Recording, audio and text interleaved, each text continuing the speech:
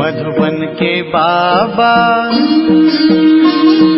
मधुबन के बाबा मुरली वाले, आपका क्या कहना,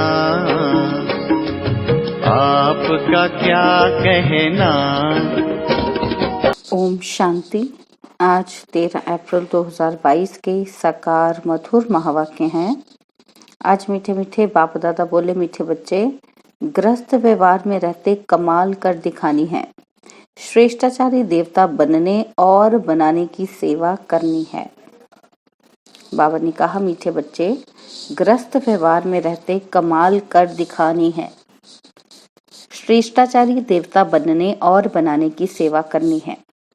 मुरली का प्रश्न है, राजाई के वर्षे का अधिकार किन बच्चों को प्राप्त होता है?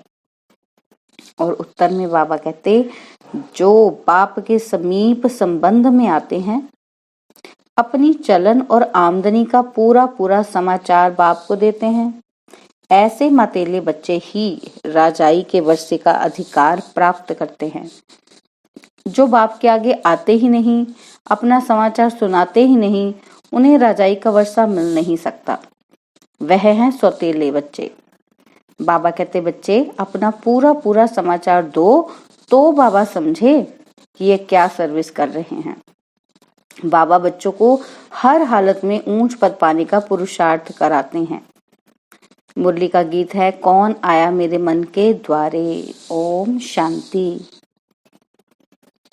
बच्चे जानते हैं परमपिता परमात्मा शिव से हमारा क्या संबंध है। परमात्मा तो कहते ही हैं, पतित पावन अक्षर भी डाल दो। दिल में है कि पतित पावन परमपिता परमात्मा शिव से हमारा संबंध बाप का है। बाप कहते हैं, मैं बच्चों के सामने प्रत्यक्ष होता हूँ।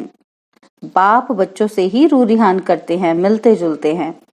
जो बात समझाई जाती है वह फिर औरों को भी समझानी है। अभी तुम जगत अम्बा और जगत पिता को भी जानते हो। शिव को जगत पिता नहीं कहेंगे, क्योंकि जगत में प्रजा है, इसलिए कहा जाता है प्रजापिता ब्रह्मा और जगत अम्बा। अम्बा सारे जगत की। इससे सिद्ध हुआ कि वह रचयिता है। यह भी समझ चाहिए, मनुष्य तो सब परमात्मा को याद करते हैं, परंतु जानते नहीं। तुम अब परमपिता परमात्मा को, जगदम्बा को, प्रजापिता ब्रह्मा को जानते हो। उनकी आए संतान बने हो। लौकिक माँ बाप तो सबको है, उनको जगदम्बा जगत पिता नहीं कहेंगे। जगत अम्बा जगत पिता होकर गए हैं। इस समय फिर तुम आकर उनके बने हो और फिर से हिस्ट्री ज्योग्राफी रिपीट हो रही है। तुम जानते हो, हम अब बाप से वर्षा ले रहे हैं। बाप है स्वर्ग स्थापन करने वाला, जिसमें लक्ष्मी नारायण का राज्य था। तुमको भी बादशाही मिली थी और अब तुम फिर से ले रहे हो। तो तुमको पूछना चाहिए कि परमपिता परमात्मा को जानते हो?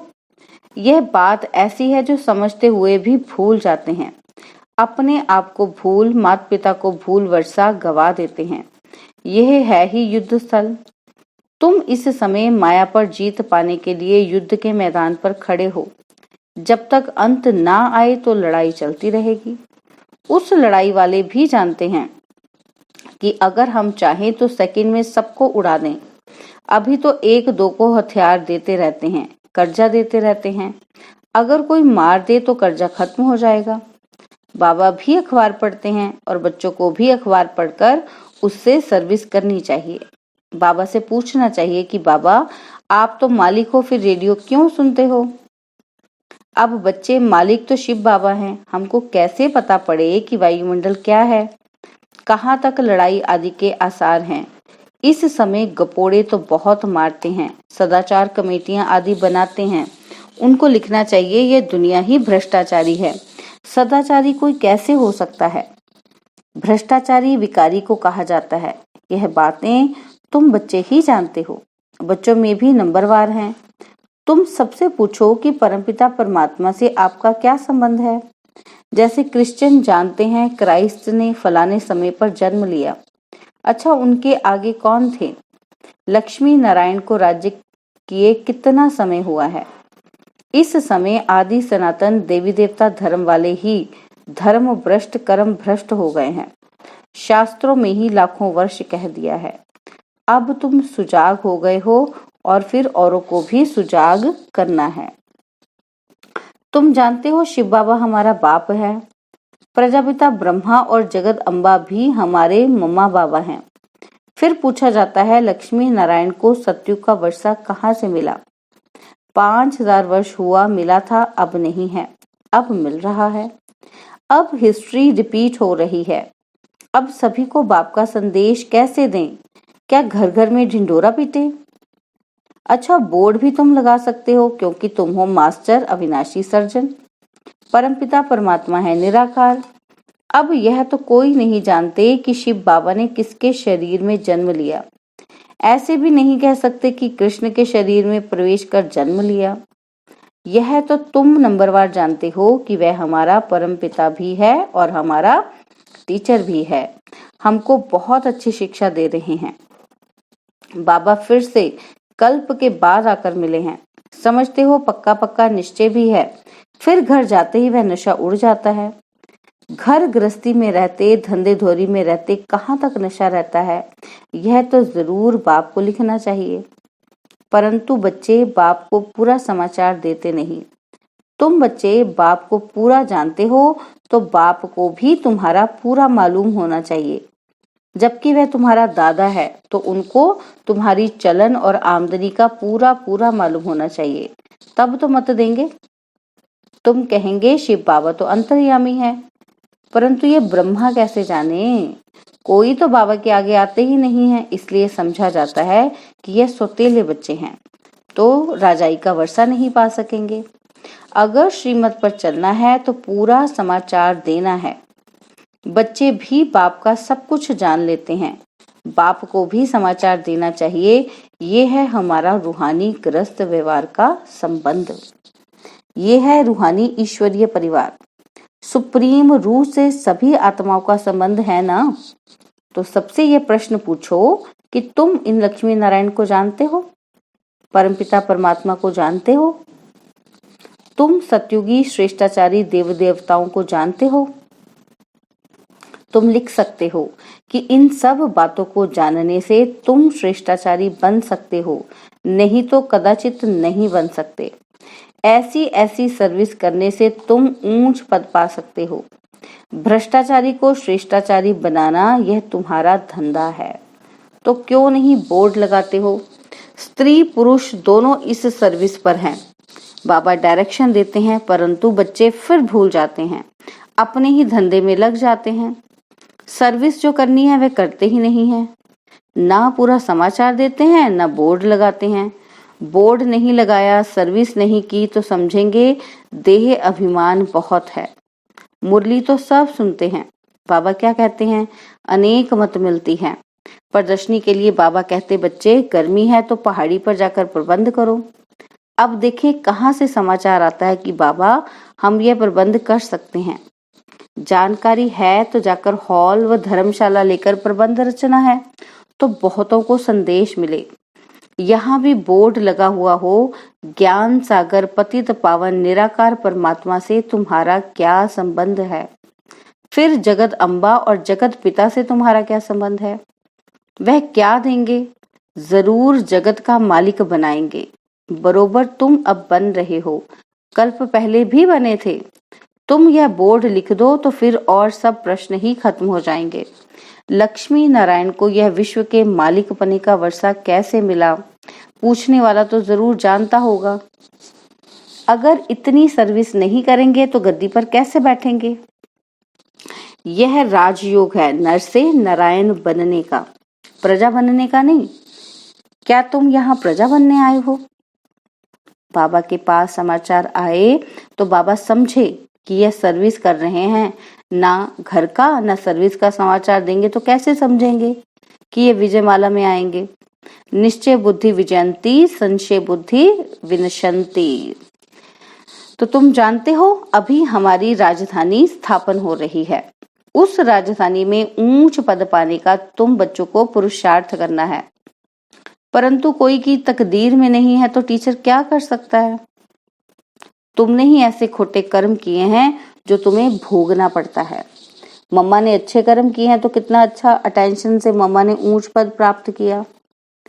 तुम बच्चों को हर हालत में खूब पुरुषार्थ करना चाहिए। बाबा ने राय दी है, बोर्ड बनाए लगाना चाहिए और छोटे छोटे पर्चे बनाकर बांटने चाहिए कि इन लक्ष्मी नारायण को जानने से तुम यह श्रेष्ठाचारी देवता बन जाएंगे। शुभ कार्य में देरी नहीं करनी चाहिए। तुम मीठे मीठे बच्चों को बहुत सर्विस करनी चाहिए। ग्रस्त व्यवहार में रहते कमाल कर दिखानी है, कब छोड़ने का ख्याल नहीं करना है। तुम जानते हो बाबा हमको ब्रह्मा द्वारा सिखला रहे हैं। शिव बाबा भारत में आया है तो क्या निराकार आया? कैसे आया, क्या किया, कोई को पता ही नहीं। शिवरात्रि मनाते हैं, जरा भी पता नहीं। परमात्मा आते ही हैं पावन बनाने। बाबा कहते हैं कोई भी बात में मूंझते हो तो पूछो कि बाबा हमको ये बात समझ में नहीं आती है। 84 जन्मों का राज भी समझाया है, वर्णों में भी आना है। तुम ये धारणा करते हो बरोबर हमने ऐसे 84 जन्म लिए हैं, अब फिर हम सूर्यवंशी बनते हैं। जितना जो पुरुषार्थ करेगा उतना ऊंच पद पाएगा। कितनी सहज बात है, फिर भी बुद्धि में बैठता ही नहीं है तो आकर पूछो बाबा हम इस समझाने में मूंझते हैं। तो पहले पहले अल्फ का परिचय देना है। यह बोर्ड सब लगा दें। इस नॉलेज से तुम सदा सुखी श्रेष्ठाचारी बन जाते हो तो यह अच्छा है ना। टेम्पटेशन होगा तो क्यों ना ऐसी बात जाकर समझें। बाबा सर्विस से समझ जाएंगे कि कौन कौन बच्चा सच्चा है। जो अटेंशन देते हैं वही माला का दाना बनेंगे। करके दिखाना है। तुम तो प्रैक्टिकल सम्मुख बैठ सुन रहे हो, बाकी बच्चे मुरली द्वारा सुनेंगे। यह सब समझने की बातें हैं। परमात्मा बाप भी है, फिर पतित से पावन बनाकर ले जाते हैं तो गुरु हो गया। सृष्टि के आदि मध्य अंत की नॉलेज शिक्षक बन पढ़ाते हैं तो तीनों हो गए ना। परंतु बहुत बच्चे भूल जाते हैं, बुद्धि से वे नशा निकल जाता है, नहीं तो स्थायी खुशी रहनी चाहिए।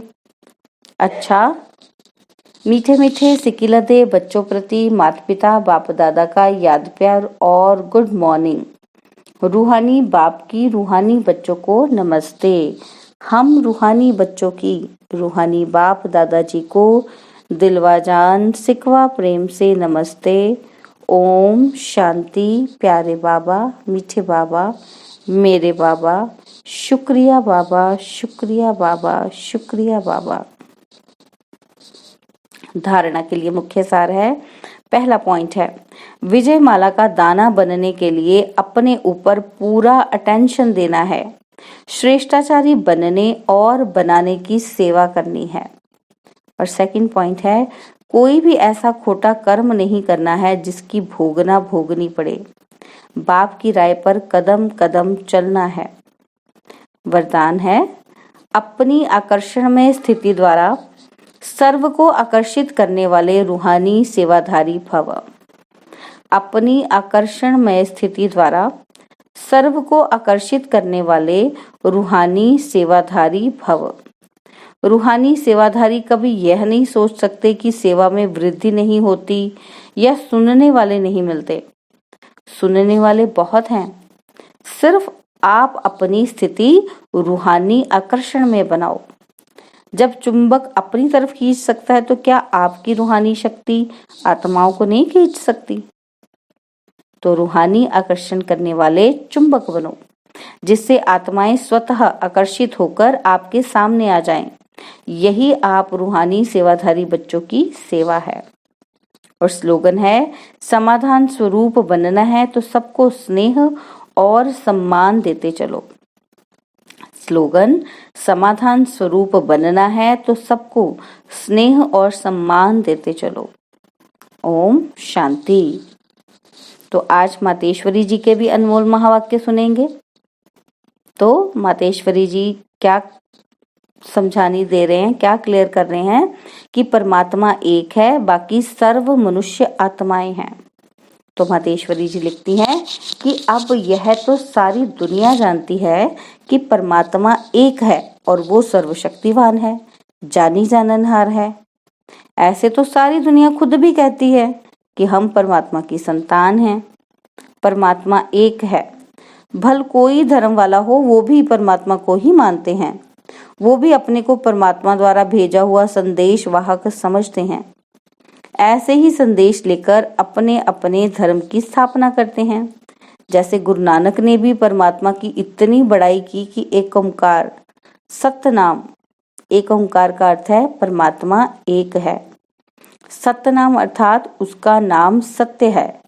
तो गोया परमात्मा नाम रूप वाला भी है, अविनाशी है, अकाल मूर्त भी है, तो फिर कर्ता पुरुष भी है। माना वो खुद अकर्ता होते हुए भी कैसे ब्रह्मा तन द्वारा कर्ता पुरुष बनता है। अब यह सारी महिमा एक परमात्मा की है।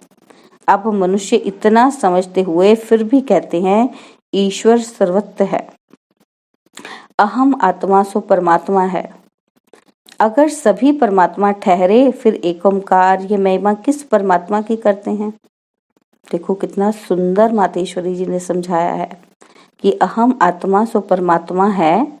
तो अगर सभी परमात्मा ठहरे फिर एक ओंकार ये किसकी महिमा करते हैं। तो इससे सिद्ध है कि परमात्मा एक है। अच्छा, ओम शांति। और अब यह एक बहुत अच्छी वीडियो भी जरूर देखें।